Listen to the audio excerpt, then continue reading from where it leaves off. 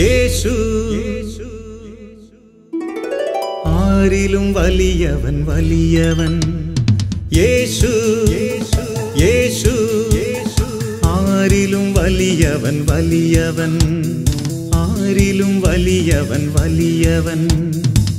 സൗഖ്യദായകൻ പാപമോചകൻ. സൗഖ്യദായകൻ പാപമോചകൻ. യേശുവേകരക്ഷകൻ. യേശുവേകരക്ഷകൻ. കരുണാമയൻ സ്നേഹഗായകൻ.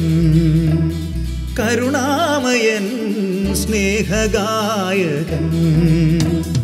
യേശു യേശു ആരിലും വലിയവൻ വലിയവൻ. ആരിലും വലിയവൻ വലിയവൻ.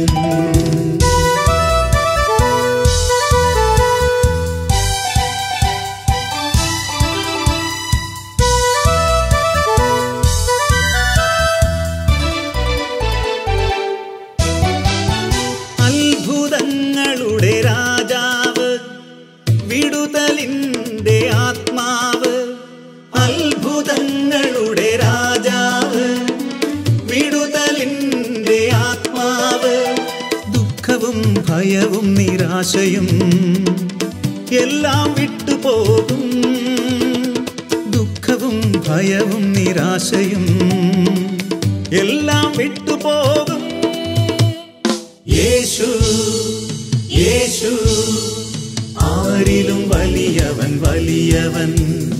യേശു യേശു ആരിലും വലിയവൻ വലിയവൻ.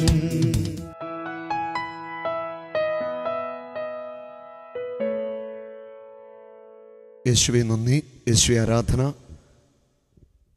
എല്ലാവരെയും ഈ ശുശ്രൂഷയിലേക്ക് വലിയ സ്നേഹത്തോടെ സ്വാഗതം ചെയ്യുന്നു യേശുവിൻ്റെ പരിശുദ്ധ നാമത്തിൽ. യേശു നമുക്ക് വേണ്ടി ഇന്ന് വൻ പ്രവൃത്തികൾ ചെയ്യാൻ പോകുകയാണ്. യേശു നമുക്ക് വേണ്ടി അത്ഭുതങ്ങൾ ചെയ്യാൻ പോകുകയാണ്. തീരാ രോഗികളെ സൗഖ്യം പ്രാപിക്കും. പാപത്തിൻ്റെ ബന്ധങ്ങൾ അഴിയും. തകർച്ചകൾ വിട്ടുമാറും. അനുഗ്രഹിക്കുന്ന കർത്താവ് നമ്മുടെ കൂടെയുണ്ട്. ദൈവം തൻ്റെ വചനം അയച്ചുകൊണ്ട് വിടുതൽ തന്ന് നമ്മളെ അനുഗ്രഹിക്കാനായിട്ട് പോകുകയാണ്. രണ്ട് കരങ്ങളും ഉയർത്തി നമുക്ക് കർത്താവിന് നന്ദി പറഞ്ഞ് സ്തുതിക്കാം. ഹല്ലേലൂയ. യേശുവേ, ഞങ്ങൾ നന്ദി പറയുന്നു, സ്തുതിക്കുന്നു. ഞങ്ങളുടെ മേൽ അങ്ങ് ചൊരിയാൻ പോകുന്ന അനുഗ്രഹങ്ങൾക്ക് നന്ദി പറയുന്നു. ഞങ്ങൾക്ക് നൽകിയ സൗഖ്യത്തിന് നന്ദി പറയുന്നു. ഞങ്ങൾക്ക് നൽകിയ വിടുതൽ നൽകിയ നന്ദി പറയുന്നു. ഹല്ലേലൂയ. യേശുവേ നന്ദി, യേശുവേ സ്തോത്രം. പിതാവേ നന്ദി. ഹല്ലേലൂയ.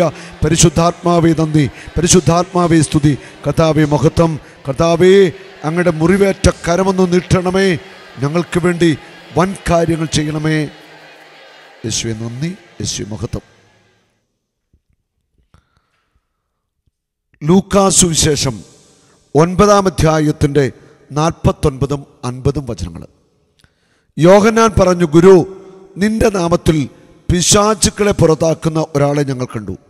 അവൻ ഞങ്ങളോടൊപ്പം നിന്നെ അനുഗമിക്കാത്തതുകൊണ്ട് ഞങ്ങൾ അവനെ തടഞ്ഞു. യേശു പറഞ്ഞു, അവനെ തടയേണ്ട. എന്തെന്നാൽ നിങ്ങൾക്ക് എതിരല്ലാത്തവൻ നിങ്ങളുടെ ഭാഗത്താണ്. നിങ്ങൾക്ക് എതിരല്ലാത്തവൻ നിങ്ങളുടെ ഭാഗത്താണ്.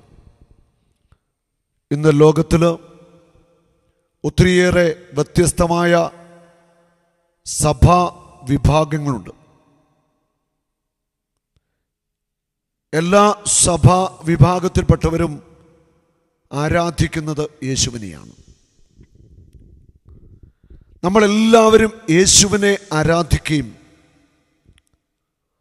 സഭാ വിഭാഗങ്ങൾ തമ്മിൽ പരസ്പരം കുറ്റം പറയുകയും അധിക്ഷേപം ചൊരിയുകയും ചെയ്യുക. അതിനകത്ത് ഒരു പൊരുത്തക്കേടുണ്ട്. നമ്മളെല്ലാവരും ദൈവത്തിൻ്റെ മക്കളാണ്. യേശു നമ്മുടെ രക്ഷകനാണ്. അവിടുന്ന് ഏകരക്ഷകനാണ്. ആ ഉയർത്തെഴുന്നേറ്റ യേശുവിനെ ആരാധിക്കുന്ന, യേശുവിൻ്റെ വചനം പാലിക്കാൻ വേണ്ടി അഹോരാത്രം അധ്വാനിക്കുന്ന, ആത്മാവിൽ നിറഞ്ഞു ജീവിക്കാൻ പരിശ്രമിക്കുന്ന നമ്മൾ മറ്റ് സഭാ വിഭാഗങ്ങളെ കുറ്റം പറയുക, അവിടെ ശുശ്രൂഷകളെ കുറ്റം പറയുക, അവിടെ ശുശ്രൂഷകരെ അധിക്ഷേപിക്കുക. ഇത് ഒരിക്കലും ചെയ്യുവാൻ പാടുള്ള കാര്യമല്ല. യേശു ഇവിടെ പറയുകയാണ്, അവനെ തടയേണ്ട, എന്തെന്നാൽ നിങ്ങൾക്ക് എതിരല്ലാത്തവൻ നിങ്ങളുടെ ഭാഗത്താണ്. യേശുവിനെ പ്രസംഗിക്കുന്ന എല്ലാവരെയും മാനിക്കുവാനായിട്ട് നമുക്ക് സാധിക്കണം. അവരവർക്ക് കിട്ടിയ ബോധ്യങ്ങളനുസരിച്ച് അവർ യേശുവിനെ കുറിച്ച് പ്രസംഗിക്കട്ടെ. നമ്മൾ എന്തിനാണ് അവരെ ആക്ഷേപിക്കാനും താറടിക്കാനും പോകുന്നത്? അത് ശരിയായ ഒരു കാര്യമല്ല എന്നാണ് എൻ്റെ ആത്മാവിൽ ദൈവത്തിൻ്റെ ആത്മാവ് തരുന്ന പ്രേരണ.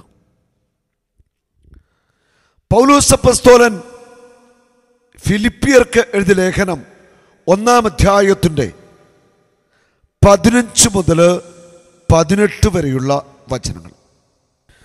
ഭയം കൂടാതെ ദൈവവചനം പ്രസംഗിക്കാൻ അവർ കൂടുതൽ സന്നദ്ധരായിരിക്കുന്നു.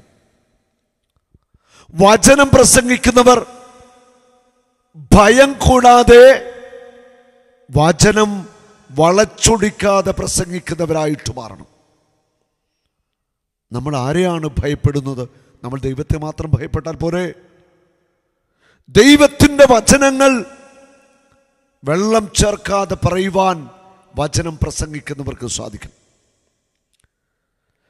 ചിലർ അസൂയയും മാത്സര്യവും നിമിത്തം ക്രിസ്തുവിനെ പ്രസംഗിക്കുന്നു. ചിലര് വചനം പ്രസംഗിക്കുന്നത് അസൂയ നിമിത്തമാണ്, മാത്സര്യ നിമിത്തമാണ്. ആരോട്? മറ്റുള്ളവരോട്, മറ്റ് ധ്യാന ടീമിനോട്, അല്ലെ മറ്റ് പ്രസംഗിക്കുന്നതിനോടുള്ള അസൂയ മാത്സര്യ നിമിത്തം പ്രസംഗിക്കുക. ഇവർ സ്നേഹത്തിൻ്റെ പേരിലാണ് അങ്ങനെ ചെയ്യുന്നത്. കാരണം സുവിശേഷത്തിൻ്റെ സംരക്ഷണത്തിന് ഞാൻ നിയുക്തനാണെന്ന് അവർക്കറിയാം. ആദ്യത്തെ കൂട്ടർ കക്ഷി മാത്സര്യം മൂലം എൻ്റെ ബന്ധനത്തിൽ എനിക്ക് ദുഃഖം വർദ്ധിപ്പിക്കാമെന്ന് വിചാരിച്ചുകൊണ്ട് ആത്മാർത്ഥത കൂടാതെ ക്രിസ്തുവിനെ പ്രസംഗിക്കുന്നു. ചിലർ ക്രിസ്തുവിനെ പ്രസംഗിക്കുന്നത് ആത്മാർത്ഥത കൂടാതെയാ. ഒരുപക്ഷെ അത് അവരുടെ ഒരു ജീവിതത്തിൻ്റെ വഴി എന്ന് മാത്രം. അതിനപ്പുറം ക്രിസ്തുവിനോടുള്ള ആഴമായ ഒരു സ്നേഹമോ ഒരു ബലിയുടെ ജീവിതത്തിൻ്റെ സമർപ്പണമോ ഒന്നും കൂടാതെ പ്രസംഗിക്കാൻ കഴിവുണ്ട്. അവ കഴിവിൽ ആശ്രയിച്ച്, ബുദ്ധിയിൽ ആശ്രയിച്ച് അങ്ങനെ പ്രസംഗിക്കുന്നവർ പലരുമുണ്ട്. എന്നാലെന്ത്, ആത്മാർത്ഥതയുടെ ആണെങ്കിലും കാപട്യത്തോടെയാണെങ്കിലും എല്ലാ വിധത്തിലും ക്രിസ്തുവാണല്ലോ പ്രഘോഷിക്കപ്പെടുന്നത്. ഇതിൽ ഞാൻ സന്തോഷിക്കുന്നു, ഇനി സന്തോഷിക്കുകയും ചെയ്യും. ഇതായിരിക്കണം എൻ്റെയും നിങ്ങളുടെ കാഴ്ചപ്പാട്. അപ്പസ്തോലനായ പൗലോസ് പറയുക, അവർ കക്ഷി മാത്സര്യം മൂലം, സ്വാർത്ഥത മൂലം, കാപട്യത്തോടെ പ്രസംഗിക്കുന്നു. അവർ പ്രസംഗിക്കട്ടെ. അവർ ക്രിസ്തുവിനെ ആണല്ലോ പ്രസംഗിക്കുന്നത്. അതിൽ എനിക്ക് സന്തോഷമുണ്ട്, ഇനിയും ഞാൻ സന്തോഷിക്കുകയും ചെയ്യുമെന്നാണ് പൗലോസ് അപ്പോസ്തലൻ പറഞ്ഞിരിക്കുന്നത്. ഏതായാലും പൗലോസ് അപ്പോസ്തലനേക്കാൾ വലിയ പ്രവാചകന്മാരൊന്നും ഈ കാലഘട്ടത്തിൽ ഉണ്ടെന്ന് തോന്നുന്നില്ല. ഇന്ന് പലരും മറ്റ് സഭകളെ ആക്ഷേപിച്ച് പ്രസംഗിക്കുന്നു, മറ്റു സഭകളെ വിമർശിക്കുന്നു, മറ്റു സുവിശേഷകരെ ആക്ഷേപിക്കുന്നു, കൊച്ചാക്കുന്നു. അത് നമ്മൾ ചെയ്യാൻ പാടുള്ള കാര്യമല്ല. നമ്മളെല്ലാവരും പ്രസംഗിക്കുന്നത് ക്രിസ്തുവിനെയാ. നമുക്ക് വേണ്ടി മരിച്ച് അടക്കപ്പെട്ട് ഉയർത്തെഴുന്നേറ്റ യേശുവിനെയാ പ്രസംഗിക്കുന്നതെങ്കിൽ ആ ക്രിസ്തുവിന് വ്യത്യാസമൊന്നുമില്ല. എല്ലാ സഭകളും പ്രസംഗിക്കുന്നത് ഉയർത്തെഴുന്നേറ്റ യേശുവിനെയാണ്. അതുകൊണ്ട് നമുക്ക് യേശുവിൻ്റെ വലിയ ആഗ്രഹത്തെക്കുറിച്ച് ചിന്തിക്കാം. ഒരിടയനും ഒരു തൊഴുത്തും. എല്ലാവരും ഒന്നിച്ച ഒരിടയൻ്റെ കീഴിൽ ആയി തീരണം. ഇതാണ് ക്രിസ്തുവിൻ്റെ ആഗ്രഹം. അങ്ങനെയെങ്കിൽ അതുതന്നെയാണ് പിതാവിൻ്റെയും പരിശുദ്ധാത്മാവിൻ്റെയും ആഗ്രഹം. അവൾ വ്യത്യസ്തമായ സഭകളിൽ നിന്നുകൊണ്ട് യേശുവിനെ ആരാധിക്കുകയും യേശുവിനെ മഹത്വപ്പെടുത്തുകയും ചെയ്യുന്നു വിശ്വാസികൾ. അപ്പോൾ മറ്റു സഭകളെ ആക്ഷേപിക്കാനും കൊച്ചാക്കാനും ആർക്കും കർത്താവ് അധികാരവും അവകാശവും കൊടുത്തിട്ടില്ല. അത് ദൈവം ആഗ്രഹിക്കുന്ന കാര്യമല്ല. പൗലോസ് അപ്പോസ്തലന്റെ ആ ഒരു കാഴ്ചപ്പാടിലേക്ക് നമ്മൾ വരണം. ആത്മാർത്ഥതയോടെ ആണെങ്കിലും കാപട്യത്തോടെ ആണെങ്കിലും അവർ ക്രിസ്തുവിനെ പറ്റിയാണല്ലോ പ്രസംഗിക്കുന്നത്, ക്രിസ്തുവാണല്ലോ പ്രസംഗിക്കപ്പെടുന്നത്. ഇതിൽ ഞാൻ സന്തോഷിക്കുന്നു, ഇനി സന്തോഷിക്കുകയും ചെയ്യുന്നു. അതുകൊണ്ട് യേശുവിനെ ആരാധിക്കുന്ന, യേശുവിനെ വിളിച്ചപേക്ഷിക്കുന്ന ഒരു സഭാ വിഭാഗത്തെയും, അത് പ്രൊട്ടസ്റ്റന്റുകാരാവട്ടെ, ഓർത്തഡോക്സുകാരാവട്ടെ, യാക്കോബാക്കാരാവട്ടെ, അല്ലെങ്കിൽ ബാപ്റ്റിസ്റ്റുകാരാവട്ടെ, ആരുമായിക്കൊള്ളട്ടെ, അവരും നമ്മുടെ സഹോദരങ്ങളാണ് എന്നുള്ള ഒരു സ്നേഹത്തിൻ്റെ കാഴ്ചപ്പാട് നമുക്കുണ്ടാവണം. അവരെ വിമർശിക്കുന്ന ആ പ്രസംഗത്തിൻ്റെ ആ ഒരു കാഴ്ചപ്പാട്, അത് പൗലോസ് അപ്പോസ്തലന്റെ ആത്മാവിൽ നിന്ന് എഴുതപ്പെട്ട ഈ വചനത്തിന് ഇത് തന്നെയാണ്. അവർ കാപട്യത്തോടെയോ വഞ്ചനയോടെയോ എങ്ങനെ പ്രസംഗിക്കട്ടെ, പക്ഷെ അവർ ക്രിസ്തുവിനെയാണല്ലോ പ്രസംഗിക്കുന്നത്. അതോർത്ത് പൗലോസ് അപ്പോസ്തലന് സന്തോഷമുണ്ട്. പൗലോസ് പറയുക, ഇനിയും ഞാൻ അതിൽ സന്തോഷിക്കുകയും ചെയ്യും. നമ്മുടെ ഹൃദയത്തിൽ ഒരാഗ്രഹമുണ്ടാകണം, യേശു പ്രസംഗിക്കപ്പെടണം. ഉയർത്തെഴുന്നേറ്റ യേശുവിനെ കുറിച്ച്, ലോകത്തിന്റെ രക്ഷകനെ കുറിച്ച്, ഏകരക്ഷകനെ കുറിച്ച് എല്ലാ സഭാ വിഭാഗങ്ങളും പ്രസംഗിക്കണം. തണുത്തു മരവിച്ച് ഇരിക്കുന്ന വിശ്വാസികളായി മുൻപോയിട്ട് കാര്യമില്ല. സുവിശേഷം പ്രസംഗിക്കാനാ യേശു എല്ലാവരെയും ഏൽപ്പിച്ചിരിക്കുന്നത്. നമ്മുടെയൊക്കെ ഏറ്റവും വലിയ ദൗത്യം അത് തന്നെയാണ്. സഭയുടെ ഏറ്റവും വലിയ മിഷൻ അതാണ്, സുവിശേഷം ലോകമെങ്ങും പ്രസംഗിക്കുക. ഈ സുവിശേഷം പ്രസംഗിക്കുന്നത് കേട്ടാണ് ജനം ക്രിസ്തുവിനെ അറിയുന്നതും ക്രിസ്തുവിനെ രക്ഷകനും നാഥനുമായിട്ട് സ്വീകരിക്കുന്നതും. ഈ ലോകത്തോട് നമുക്ക് പ്രസംഗിക്കാൻ ഉള്ള ഏറ്റവും പ്രധാനപ്പെട്ട കാര്യം ഇതാ, യേശു ക്രിസ്തുവാണ് വഴി, സത്യം, ജീവൻ. അവനിലൂടെ മാത്രമേ രക്ഷയുള്ളൂ. അവൻ മാത്രമാണ് ഈ മാനവരാശിയുടെ ഏകരക്ഷകൻ, ലോകത്തിൻ്റെ രക്ഷകൻ. ആ രക്ഷകനെ പ്രസംഗിക്കുവാൻ നമുക്ക് കടമയുണ്ട്. ആ രക്ഷകനെ കുറിച്ച് ലോകത്തെ അറിയിക്കുവാൻ നമുക്ക് വലിയ ഒരു വിളിയുണ്ട്, ഉത്തരവാദിത്വമുണ്ട്. നമ്മുടെ ജീവിതം കർത്താവിന് സമർപ്പിക്കണം.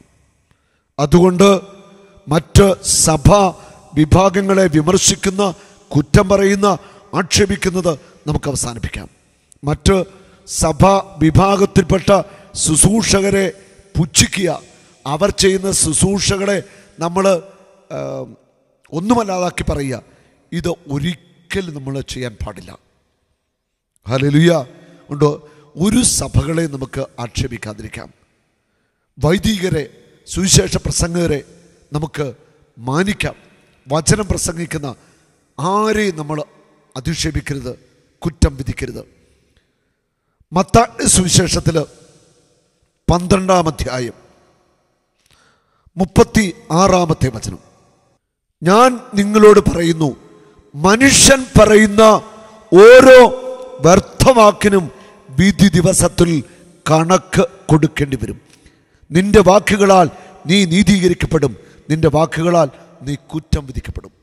ആരെയും കുറ്റം വിധിക്കുവാൻ കർത്താവ് നമുക്ക് അനുവാദം തന്നിട്ടില്ല. ആരെയും വിധിക്കുവാൻ കർത്താവ് നമുക്ക് അനുവാദം തന്നിട്ടില്ല. ആരുമായിക്കൊള്ളട്ടെ, നമുക്ക് വിധിക്കാതിരിക്കാം.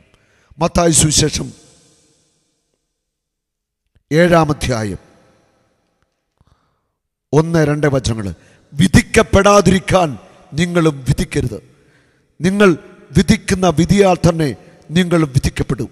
നിങ്ങൾ അളക്കുന്ന അളവ് കൊണ്ട് തന്നെ നിങ്ങൾക്കും അളന്നു കിട്ടും. നീ സഹോദര കണ്ണിലെ കരട് കാണുകയും നിന്റെ കണ്ണിലെ തടിക്കഷ്ണം ശ്രദ്ധിക്കാതിരിക്കുകയും ചെയ്യുന്നത് എന്തുകൊണ്ട്? ആരെയും വിധിക്കരുത്, ആരുടെ മേലും കുറ്റം ആരോപിക്കരുത്. യേശുവിൻ്റെ വചനമായത്. ഈ വചനം നമ്മൾ സ്വീകരിക്കണം. പൗലോസ് അപ്പോസ്തലന്റെ തുറന്ന മനസ്സ്, തുറന്ന കാഴ്ചപ്പാട് നമ്മൾ സ്വീകരിക്കണം.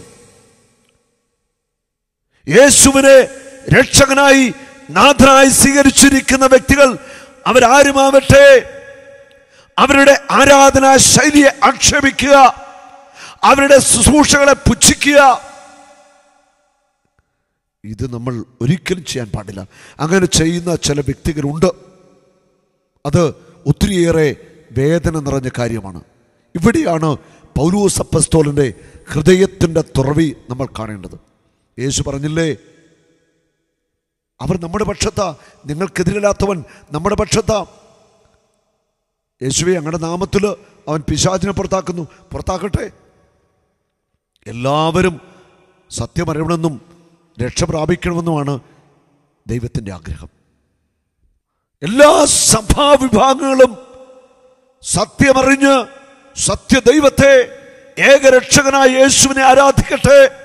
ഉയർത്തെഴുന്നേറ്റ യേശുവിൻ്റെ മഹത്വം എല്ലാ സഭകളും പ്രഘോഷിക്കട്ടെ. അപ്പോസ്തലന്റെ ആ വിശാലമായ ഹൃദയം, അവർ അസൂയയോടെ പ്രസംഗിച്ചാലും കാപട്യത്തോടെ പ്രസംഗിച്ചാലും ഞാൻ സന്തോഷിക്കുന്നു. കാരണം അവർ യേശുവിനെയാണ് പ്രസംഗിക്കുന്നത്. അതിൽ ഞാൻ സന്തോഷിക്കുന്നു, ഇനിയും സന്തോഷിക്കുകയും ചെയ്യും എന്നാണ് മഹാവിശുദ്ധനായ പൗലോസ് പറഞ്ഞു വച്ചിരിക്കുന്ന വാക്കുകൾ. ഈ വാക്കിനെ തിരസ്കരിച്ചുകൊണ്ട് നമുക്ക് മുൻപോട്ട് പോകാനായിട്ടാവില്ല. യേശുവിനെ ആരാധിക്കുന്ന എല്ലാവരും യേശുവിൽ എത്തിച്ചേരണം. അതാ യേശുവിൻ്റെ ആഗ്രഹം. യേശു പറഞ്ഞു, വഴി ഞാനാണെന്ന് യേശു പറഞ്ഞെങ്കിൽ അതിനകത്തൊരു വ്യത്യാസമില്ല. പിതാവിങ്കിലേക്കുള്ള വഴി യേശു മാത്രമാണ്. യേശു പറഞ്ഞു, ഞാനാണ് സത്യം. വചനമായ ദൈവം, ഈ ഭൂമിയിൽ പിറന്ന വചനം തന്നെയായ യേശുവാണ് സത്യം. വചനമാണ് സത്യം. നമുക്ക് ദൈവിക ജീവൻ നൽകുന്നത്, മരണത്തിൻ്റെ അപ്പുറം സ്വർഗീയ ജീവനിലേക്ക് നമ്മളെ നയിക്കുന്നത് ക്രിസ്തുവാണ്. ക്രിസ്തുവിലൂടെ മാത്രമേ രക്ഷയുള്ളൂ. ക്രിസ്തുവിലൂടെ മാത്രമേ ദൈവത്തിൽ എത്തിച്ചേരുവാൻ സാധിക്കത്തുള്ളൂ. ഈ സത്യമായ സുവിശേഷം ആര് പ്രസംഗിക്കുന്നോ അവർ ധൈര്യത്തോടെ പ്രസംഗിക്കട്ടെ. അവർ പ്രസംഗിക്കട്ടെ. നമ്മുടെ നാവിനെ നമുക്ക് നിയന്ത്രിക്കാം. മറ്റു സഭാവിഭാഗങ്ങളെ അധിക്ഷേപിക്കുന്ന വാക്കുകൾ ഇനി ഒരിക്കലും നമുക്ക് പറയാതിരിക്കാം. സങ്കീർത്തനം 141 മൂന്നാമത്തെ വചനം, കർത്താവേ, എൻ്റെ നാവിനെ കടിഞ്ഞാണിടണമേ, എൻ്റെ അധര കവാടത്തിന് കാവൽ ഏർപ്പെടുത്തണമേ. കർത്താവേ, എൻ്റെ നാവിന് കടിഞ്ഞാണിടണം, എൻ്റെ അധര കവാടങ്ങൾക്ക് കാവൽ ഏർപ്പെടുത്തണം. നാവിനെ നമ്മൾ നിയന്ത്രിക്കണം. കുറ്റം പറച്ചിലും അധിക്ഷേപിക്കലും വിമർശിക്കലും ചെളിവാരിയെറിയലും ഒക്കെ നമുക്ക് വേണ്ടെന്ന് വെക്കാം. പല ടീമുകളും, സുവിശേഷം പ്രസംഗിക്കുന്ന ടീമുകൾ പരസ്പരം ശുശ്രൂഷയെ അധിക്ഷേപിക്കുന്നു. ഒരിക്കലും പാടില്ല. എല്ലാ ശുശ്രൂഷകരെയും നിയമിച്ചാക്കിയിരിക്കുന്ന ദൈവമാണ്. ഓരോ ടീമിനും വ്യത്യസ്തമായ കാര്യങ്ങൾ നൽകിയിരിക്കുന്നത് ദൈവമാണ്. ഈ ശാലോമിനെ ദൈവം ഉയർത്തി മീഡിയയിലൂടെയുള്ള വലിയ ഒരു സുവിശേഷം വൽക്കരണം ലോകത്തിന് നൽകാൻ വേണ്ടി ആ ശാലോമിനെ ദൈവം ഉയർത്തുന്നത്. ഇത് വലിയൊരു കാര്യമാണ്. അത് വ്യത്യസ്തമായ കൃപാവരങ്ങളും കാര്യങ്ങളും ശുശ്രൂഷകർക്കും ധ്യാന ടീമുകൾക്കും നൽകി കർത്താവ് ഉയർത്തിയെങ്കിൽ അത് നമ്മൾ മാനിക്കണം. അത് നമ്മൾ തിരിച്ചറിയണം. കണ്ണടച്ച് നമ്മൾ ഇരുട്ടാക്കരുത്. നാവിനെ നമ്മൾ നിയന്ത്രിക്കണം. ദൈവരാജ്യത്തിനു വേണ്ടി വേല ചെയ്യുന്ന ആരെയും നമ്മൾ വിമർശിക്കരുത്. അവരെ സ്നേഹിച്ച് പ്രാർത്ഥിച്ച് നമുക്ക് അവരെ ശക്തിപ്പെടുത്താം. ഈ ഭാരതം കർത്താവിൻ്റെ സ്നേഹമറിയണം. ഈ ഭാരതം മുഴുവൻ ക്രിസ്തുവിൻ്റെ സുവിശേഷം കേൾക്കണം. അതിനുവേണ്ടി 1, 2, 10, 100 പേര് സുവിശേഷം പറഞ്ഞാൽ പോരാ. അനേകായിരം സുവിശേഷകർ അഭിഷേകം ചെയ്യപ്പെട്ട് ഈ ഭാരതത്തിൻ്റെ മണ്ണിൽ സുവിശേഷം പറയണം. ഈ ഭാരതം മുഴുവൻ ക്രിസ്തുവിൻ്റെ സ്നേഹത്തിൻ്റെ സുവിശേഷം കേൾക്കണം. ഈ ഭാരതത്തിൻ്റെ മണ്ണിൽ യേശു ക്രിസ്തുവിനെ കുറിച്ച് കേൾക്കാത്ത ജനകൂടികളുണ്ട്.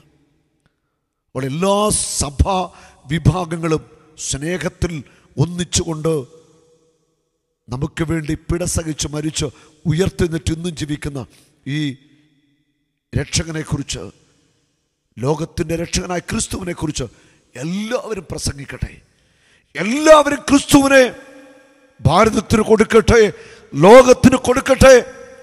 സങ്കീർത്തനം 39:1 ഞാൻ പറഞ്ഞു, നാവ് കൊണ്ട് പാപം ചെയ്യാതിരിക്കാൻ ഞാൻ എൻ്റെ വഴികൾ ശ്രദ്ധിക്കും. എൻ്റെ മുമ്പിൽ ദുഷ്ടർ ഉള്ളിടത്തോളം കാലം നാവിന് ഞാൻ കടിഞ്ഞാണിടും. പരസ്പരം വിമർശിക്കുന്ന, അധിക്ഷേപം ചൊരിയുന്ന, ചെളി വാരിയെറിയുന്ന പ്രവണത ദൈവരാജ്യ ശുശ്രൂഷയിൽ ഉള്ളവർ അവസാനിപ്പിക്കണം. നമുക്ക് എല്ലാ സഭാ വിഭാഗങ്ങളെ സ്നേഹിക്കാം. ദൈവരാജ്യത്തിന് വേണ്ടി വേല ചെയ്യുന്ന എല്ലാവരും നമുക്ക് മാനിക്കാം. എല്ലാവരും ഒത്തൊരുമിച്ച് ദൈവരാജ്യത്തിന് വേണ്ടി വേല ചെയ്യട്ടെ. എല്ലാവരും യേശുവിനെ ആരാധിക്കട്ടെ. പ്രഭാഷകന്റെ പുസ്തകത്തിൽ 22-ാം അധ്യായത്തിൻ്റെ 27-ാമത്തെ വചനം, എൻ്റെ വായ്ക്ക് കാവൽക്കാരനും എൻ്റെ ചുണ്ടുകളിൽ വിവേകത്തിൻ്റെ മുദ്രയും ഉണ്ടായിരുന്നെങ്കിൽ ഞാൻ വീഴുകയോ നാവ് മൂലം നശിക്കുകയോ ഇല്ലായിരുന്നു. നമ്മൾ നാവിന് നിയന്ത്രണം ഏർപ്പെടുത്തണം. വായ്ക്ക് നമ്മൾ പൂട്ട് ഏർപ്പെടുത്തണം. ദൈവരാജ്യത്തിൻ്റെ ശുശ്രൂഷകളെ പഴി പറയുന്ന, കുറ്റം വിധിക്കുന്നത് നമ്മൾ എന്നേക്കുമായിട്ട് നിർത്തണം. നമുക്ക് എല്ലാവരെയും സ്നേഹിക്കാം. യേശു നമ്മളെ പഠിപ്പിച്ചതും അതുതന്നെയാണ്. എല്ലാവരെയും സ്നേഹിക്കാനാണ് യേശു പഠിപ്പിച്ചത്. എല്ലാവരോടും ക്ഷമിക്കാനാണ് യേശു നമ്മളെ പഠിപ്പിച്ചത്. അവിടെ യേശുവിൻ്റെ ശിഷ്യരാണെങ്കിൽ നമ്മൾ അതാണ് ചെയ്യേണ്ടത്. നമുക്കെല്ലാവരെയും സ്നേഹിക്കാം. ജാതി, മത, വർഗ, വർണ്ണ വ്യത്യാസമില്ലാതെ എല്ലാവരെയും സ്നേഹിക്കാം. യേശുവിൻ്റെ സ്നേഹം അവർക്ക് വേണ്ടി പങ്കുവെച്ചു കൊടുക്കാം. പാപിയെ സ്നേഹിക്കുന്ന, പാപിയോട് കരുണ കാണിക്കുന്ന, രോഗിയെ സൗഖ്യപ്പെടുത്തുന്ന, ബന്ധിതർക്ക് വിടുതൽ കൊടുക്കുന്ന നല്ലവനായ ഒരു രക്ഷകനുണ്ട്, കർത്താവായ യേശു ക്രിസ്തു. ഈ സ്നേഹവാനായ ദൈവത്തെ, മാനവരാശിയുടെ രക്ഷകനെ, ദൈവപിതാവയച്ച ആ പുത്രനെ ഈ ലോകത്തിന് നമുക്ക് പരിചയപ്പെടുത്തി കൊടുക്കാം. അതിനുവേണ്ടി നമുക്കെല്ലാവർക്കും ഒന്നിച്ച് കൈകൾ കോർക്കാം. ഒന്നിച്ച് ദൈവരാജ്യത്തിന് വേണ്ടി അധ്വാനിക്കാം. എല്ലാ സഭാ വിഭാഗങ്ങളിലും വലിയൊരു പന്തക്കുസ്ത ഉണ്ടാകുവാൻ നമുക്ക് ഒന്ന് ചേർന്ന് ദൈവസന്നിധി പ്രാർത്ഥിക്കാം. 2 കരങ്ങളും ഉയർത്തിപ്പിടിച്ച് എല്ലാ സഭാ വിഭാഗങ്ങളെയും കർത്താവിന് കൊടുത്ത് സ്തുതിക്കാം. ഹല്ലേലൂയ. യേശുവേ നന്ദി, യേശുവേ സ്തുതി. കർത്താവായ യേശുവേ, അങ്ങേ ആരാധിക്കുന്ന, അങ്ങയുടെ നാമം വിളിച്ചപേക്ഷിക്കുന്ന എല്ലാ സഭാ വിഭാഗങ്ങളെയും അങ്ങ് ആശീർവദിക്കണമേ. ദൈവവചനം പ്രഘോഷിക്കുന്നവരെ, ദൈവരാജ്യത്തിന് വേണ്ടി വേല ചെയ്യുന്ന എല്ലാവരെയും അങ്ങ് അനുഗ്രഹിക്കണമേ. എല്ലാ സഭകളും ഒത്തുചേരട്ടെ ദൈവരാജ്യവേലയിൽ. എല്ലാവരും ഒത്തൊരുമയോടെ രക്ഷകനായ ക്രിസ്തുവിനെ പ്രഘോഷിക്കട്ടെ. യേശുവേ നന്ദി. അതിൽ പൗലോസ് അപ്പോസ്തലൻ സന്തോഷിച്ചതുപോലെ ഹൃദയം നിറഞ്ഞ് ക്രിസ്തുവിനെ പ്രസംഗിക്കുമ്പോൾ സന്തോഷിക്കാനുള്ള ഒരു മനസ്സ് ഞങ്ങൾക്ക് നൽകണമേ. യേശുവേ, എല്ലാ സഭകളിലും ഒരു പുത്തൻ പെന്തക്കോസ്ത അഭിഷേകം അങ്ങ് വർഷിക്കണമേ. എല്ലാ സുവിശേഷ പ്രഘോഷകരെയും ശക്തിപ്പെടുത്തണമേ, ബലപ്പെടുത്തണമേ. യേശുവേ നന്ദി, യേശുവേ സ്തുതി. പരിശുദ്ധാത്മാവേ നന്ദി, പരിശുദ്ധാത്മാവേ സ്തുതി. ആമേൻ. ഈ മകളുടെ പേര് ജോമിയ. വീട് എവിടെയാ? ചങ്ങനാശ്ശേരിയിലാണ് വീട്. കഴിഞ്ഞ മാസം ഇവരിവിടെ ധ്യാനിക്കാനായിട്ട് വന്നിരുന്നു. അവൾ എൻ്റെ അടുക്കൽ വന്ന് പ്രാർത്ഥിച്ചു, അല്ലേ? പ്രാർത്ഥിച്ചു ഒരു കാര്യത്തിന് വേണ്ടി. ദൈവം ഒരാഴ്ചക്കുള്ളിൽ തന്നെ ഇടപെട്ട് ആ കാര്യം ക്രമീകരിച്ചു കൊടുത്തു. ആ ഒരു വലിയ അനുഗ്രഹത്തിന് സാക്ഷി നമുക്ക് കേൾക്കാം. എൻ്റെ പേര് ജോമിയ. എൻ്റെ ഹസ്ബൻഡിൻ്റെ പേര് ടോബി. ഞങ്ങൾക്ക് 2 കുഞ്ഞുങ്ങളാണ്. ഞങ്ങൾ ചങ്ങനാശ്ശേരിയിൽ നിന്ന് വരുന്നു. ഞാൻ ചിറ്റടിയിൽ ധ്യാനം കൂടിക്കൊണ്ടിരിക്കുന്ന ആളാണ്. എല്ലാ ആഴ്ചയിലും ധ്യാനം സൗബ്രതൻ്റെ വൺ ഡേ ധ്യാനത്തിൽ കൂടുന്ന ആളാണ്. അപ്പം ഞാനിവിടെ വന്നു, കഴിഞ്ഞ മാസം ധ്യാനിച്ചു. അപ്പം ഇതിൻ്റെ ഇടയ്ക്ക് പാസ്പോർട്ട് ബ്രദറിനെ കൊണ്ട് കാണിക്കുകയും ചെയ്തായിരുന്നു. കാനഡയ്ക്ക് മൈഗ്രേഷന് വേണ്ടി ഇപ്പം 4 വർഷത്തിൽ മേളിലായി. അപ്പം അതിൻ്റെ മെയിലുകളൊന്നും ഇല്ലാതെ വളരെ ദുഃഖത്തിലിരിക്കുന്ന സമയത്തായിരുന്നു ഞാൻ ധ്യാനം കൂടിയത്. ഞാനിവിടെ സാക്ഷ്യപ്പെടുത്താമെന്ന് പറഞ്ഞതിൻ്റെ പേരിൽ വ്യാഴാഴ്ച ധ്യാനം തീർന്നു. ഞാൻ ചെന്നു. പിറ്റേ വ്യാഴാഴ്ച എനിക്ക് പാസ്പോർട്ട് വിസയ്ക്ക് സബ്മിഷന് വേണ്ടിയുള്ള മെയിൽ വന്നു. സബ്മിറ്റ് ചെയ്തു. അതിന് മുന്നേ സബ്മിറ്റ് ചെയ്തവർക്ക് പോലും വരുന്നതിന് മുമ്പ് തന്നെ ഞങ്ങൾക്ക് വിസ യാതൊരു കുഴപ്പവും കൂടാതെ കിട്ടി. കഴിഞ്ഞ ദിവസമാണ് കിട്ടിയത്. ഇപ്പം ദൈവം ഞങ്ങളെ ധാരാളമായി അനുഗ്രഹിച്ചു. ഇനി ഞങ്ങൾക്ക് പോകുന്നതിനുള്ള ടിക്കറ്റ് കാര്യങ്ങളൊക്കെ ശരിയാകണം. അതിനുള്ള ഓരോ പേപ്പർ വർക്കിലാണ്. ദൈവം നമ്മൾ ചോദിക്കുന്ന എന്തും ദൈവം തരുമെന്നുള്ളതിനൊരു പ്രധാന സാക്ഷ്യമാണിത്. ഞാൻ കഴിഞ്ഞ ധ്യാനത്തിന് ഇങ്ങനെ പ്രാർത്ഥിച്ചു, എത്രയും പെട്ടെന്ന് ഞങ്ങൾക്കിത് വിസ അടിച്ച് കിട്ടണം, ഒരു തീരുമാനമാകണം. ഞങ്ങൾക്ക് 4 പേർക്കുള്ള വിസ യാതൊരു കുഴപ്പവും കൂടാതെ എല്ലാ ഭംഗിയായി തമ്പുരാൻ നടത്തി തന്നു. ദൈവത്തിന് അനേകം നന്ദി, കോടാനുകോടി നന്ദി. ഹല്ലേലൂയ. ഈ സഹോദരി ഇവിടെ വന്ന് കണ്ണുനീരോടെ ദൈവസന്നിധിയിൽ പ്രാർത്ഥിച്ചു. ഇവിടെ വിസ എല്ലാം അടിച്ചിട്ടുണ്ട്. പാസ്പോർട്ടൊക്കെ ആയിട്ടാണ് വന്നിരിക്കുന്നുണ്ടോ? പാസ്പോർട്ടൊക്കെ ഉണ്ട്, പോകാൻ റെഡി ആയിട്ടിരിക്കുക. ഹല്ലേലൂയ. അപ്പം വിസ എല്ലാം അടിച്ചു കിട്ടി. കാനഡയ്ക്കല്ലേ? കാനഡയ്ക്ക് എന്നത്തേക്കാണ് പോകണ്ടേ? ആയിക്കോട്ടെ, അടുത്ത മാസത്തേക്ക് കാനഡയ്ക്ക് പോവുകയാണ്. കർത്താവ് ഈ കുടുംബത്തെ അനുഗ്രഹിച്ചു. നമുക്ക് കർത്താവ് നന്ദി പറയാം. നമ്മുടെ ആഗ്രഹം കർത്താവ് നടത്തി തരും. നമുക്ക് ദൈവസന്നിധിയിൽ കരമൊന്നിട്ട് പിടിക്കാം. ഈ കുടുംബത്തെ ഒന്ന് അനുഗ്രഹിച്ച് പ്രാർത്ഥിക്കാം. യേശുവേ നന്ദി. കർത്താവെ ഞങ്ങളുടെ കരം നീട്ടണമേ. യേശുവിൻ്റെ നാമത്തിൽ പ്രാർത്ഥിക്കുന്നു. ഈ മകളെ അനുഗ്രഹിച്ച കർത്താവിൻ്റെ കരുണയെ ഓർത്ത് സ്തുതിക്കുന്നു. യേശുവേ നന്ദി, യേശുവേ സ്തുതി, യേശുവേ നന്ദി. കർത്താവെ കുഞ്ഞ് അനുഗ്രഹിക്കപ്പെടട്ടെ. യേശുവെ നന്ദി, യേശുവെ സ്തുതി, യേശുവെ നന്ദി. കർത്താവെ ഒന്ന് സ്തുതിക്കാമോ? കർത്താവായ യേശുവെ, വിദേശത്ത് പോയി ജോലി നേടുവാൻ ആഗ്രഹിക്കുന്ന മക്കൾ ഇവിടെ ധ്യാനിക്കുന്നുണ്ട്. കർത്താവെ, ആ മക്കളെ നീ അനുഗ്രഹിക്കണമേ. വിദേശ ജോലി തടസ്സങ്ങൾ മാറട്ടെ. ഹല്ലേലൂയ. വിദേശത്ത് ജോലി ചെയ്യുന്ന എല്ലാവരുടെ മേലെ കരുണയായിരിക്കണമേ. യേശുവേ കരുണയായിരിക്കണമേ. ഞങ്ങളുടെ നാമത്തിൽ പ്രാർത്ഥിക്കുന്നു. കാനഡയ്ക്ക് പോകാനായിട്ടുള്ള തടസ്സം മാറട്ടെ. ഓസ്ട്രേലിയൻ വിസയുടെ തടസ്സം മാറട്ടെ. വിദേശ ജോലി തടസ്സങ്ങൾ മാറട്ടെ. അത്ഭുതകരമായിട്ട് വഴികൾ തുറക്കപ്പെടട്ടെ. യേശുവിൻ്റെ നാമത്തിൽ അനുഗ്രഹിക്കുന്നു. ഹല്ലേലൂയ. യേശുവേ നന്ദി. ആമേൻ. യേശു ആരിലും വലിയവൻ, വലിയവൻ യേശു. യേശു ആരിലും വലിയവൻ, വലിയവൻ ആരിലും വലിയവൻ, വലിയവൻ. സൗഖ്യദായകൻ, പാപമോചകൻ, സൗഖ്യദായകൻ, പാപമോചകൻ, യേശുവേകരക്ഷകൻ, യേശുവേകരക്ഷകൻ. കരുണാമയൻ, സ്നേഹഗായകൻ, കരുണാമയൻ, സ്നേഹഗായകൻ. യേശു യേശു ആരിലും വലിയവൻ, വലിയവൻ ആരിലും വലിയവൻ, വലിയവൻ.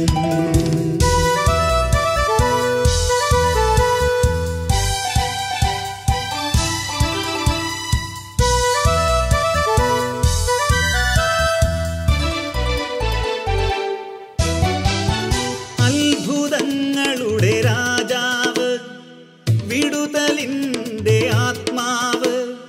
അത്ഭുതങ്ങളുടെ രാജാവ്, വിടുതലിൻ്റെ ആത്മാവ്. ദുഃഖവും ഭയവും നിരാശയും എല്ലാം വിട്ടുപോകും. ദുഃഖവും ഭയവും നിരാശയും എല്ലാം വിട്ടുപോകും. യേശു യേശു ആരിലും വലിയവൻ, വലിയവൻ. യേശു യേശു